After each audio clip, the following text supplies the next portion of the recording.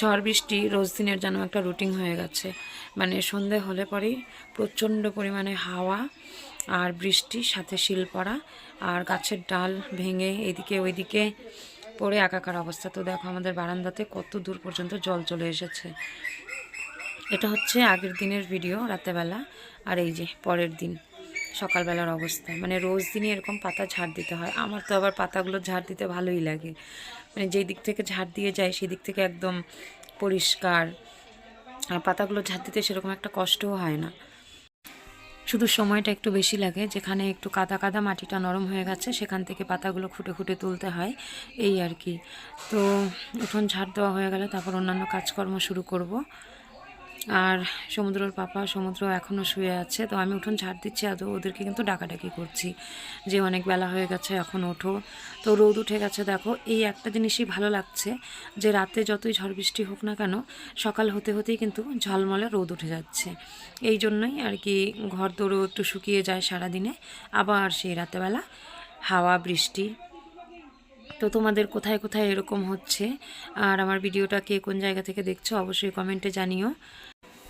বিয়ে পার হয়ে যাওয়ার পর অনেক জামাকাপড় কেচেছি, কিন্তু বিছানার ওই ম্যাট্রেসের উপরে একটা কাঁথা, তারপর ব্ল্যাঙ্কেটের কভার, এসব আর ধোয়া হয়নি। তো ভাবছি আজকে ওগুলো ধুবো। দেখি ওরা কখন ঘুম থেকে ওঠে, তারপর সেগুলো খুলবো, খুলে নিয়ে তারপর ভিজিয়ে দেবো আর কি। তো ওই যে সমুদ্র পাপা উঠেছে, তো দেখো রাস্তাটায় কত সুন্দর রোদ, উঠোনেও রোদ পড়ে গেছে। আর সমুদ্রর মেজো ঠাম্মি এসছে, সমুদ্রর মেজো দাদু আর সমুদ্রর কাকু দুজনে আলাদা আলাদা বাজারে গেছে, দুজনে একই বাজার নিয়ে এসছে। তো সেজন্য আমাকে বললো যে একই রকম সবজি নিয়ে এসছে, তো সেগুলো নেবে নাকি। তাই আমি বললাম তাহলে দিয়ে যাও।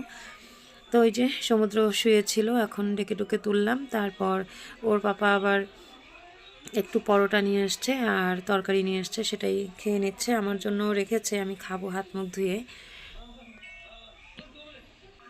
শাড়িগুলো ধুয়ে দিয়েছিলাম গতকালকে, তো ভালো মতো শুকোয়নি, আজকে আবার একটু মেলে দিলাম। আর ওর পাপার এই যে ব্লেজারটা, তারপর প্যান্ট, ওই বিয়েতে অনেক রকম কাজ থাকে না ছেলেদের, কাদা টাদা মেখে একাকার। তো সমুদ্র রেডি হয়ে গেছে, এখন স্কুলে যাবে। আর ওর পাপাও মেশিনগুলো নিয়ে নিয়েছে সামনে, কোনো একটা কাজের হয়তো মাপ দিতে যাবে সেরকমই বলছিল। তো এই যে পাট শাক, তারপর বাটা মাছ, এগুলোই রান্না হবে আজকে। সমুদ্রের পাপা যেহেতু বাজারে যায়নি, তো আমি পান শেষ হয়ে গেছে সে কথা আর বলতেও ভুলে গেছি। সেজন্য পাশের বাড়ি এসেছিলাম এক দিদির কাছে পান খাওয়ার জন্য। তো খুব সুন্দর দুটো গোলাপ ফুটেছিল, একটু ভিডিও করলাম। আর এই যে দেখো সুপারি, আমাদের তো এবছর আর সুপারি কাটা হচ্ছে না, সেজন্য সুপারি কাটার ভিডিও আর দিইনি। অন্যান্য বছর তো দেখেছো সুপারি কাটা।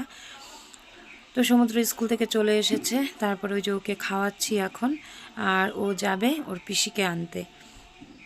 ওর যেই পিসির কয়েকদিন আগে বিয়ে হলো, সেই পিসিকে ওই জোড়া ভাঙানোর জন্য আনতে যাবে ওর দাদু আর ও। প্রথমে আমি যেতে দিতে চাইছিলাম না, তো ওর দাদু বারবার বলছিল, এখন বড় মানুষ বলছে বেশি নাও করতে পারছি না। তো ছেলে আমার ভীষণ খুশি। আমার একটু ভয় লাগছে, ওই বাড়িতে কুকুর আছে, আর আমার ছেলে আবার ভীষণ কুকুর পছন্দ করে। তো ওকে বারবার করে বোঝাচ্ছি যে তুমি যাচ্ছ ঠিক আছে, কিন্তু কুকুরের সামনে কিন্তু একদম যাবে না। আমাদের বাড়িতে নতুন দুটো বদমাশের আমদানি হয়েছে, এই যে একটাকে আটকে রেখেছি, আর এটাকে প্রথমে পাইনি সেজন্য এটাকে আটকাতে পারিনি। তো দেখো ওকে বের করার জন্য ও কেমন খামচাখামচি করছে। তো এখন ওকেও আটকে রাখবো। বারান্দাটা কিছুতেই ধুয়ে মুছে রাখতে পারছি না, পুরো বালি বালি করে দিচ্ছে।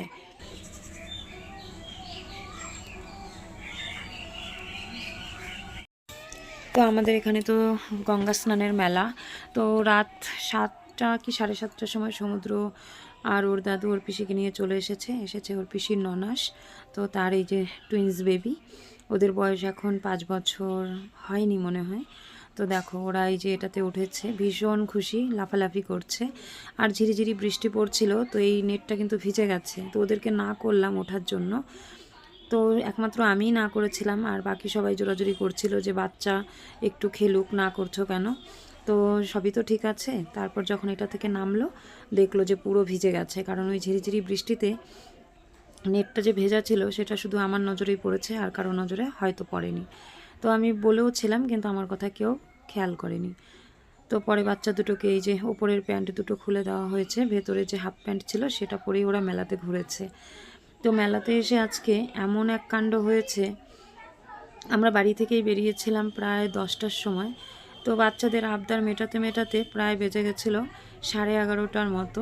তারপর মেলার মধ্যে পুরো ঝড় উঠে গেছে, আমরা বাড়ি আসতে পারিনি, রাস্তায় আটকা পড়ে গেছিলাম। তো ওর পাপাকে, সমুদ্রের পাপা আবার আমাদের সঙ্গে যায়নি, তার কারণ হচ্ছে এখানে চোর বেরিয়েছে। তো ওর পাপা তাড়াতাড়ি করে এসে সমুদ্রকে আর ওর পিসিকে নিয়ে গেছিলো, আর বাকি সবাই আমরা আটকা পড়ে গেছিলাম।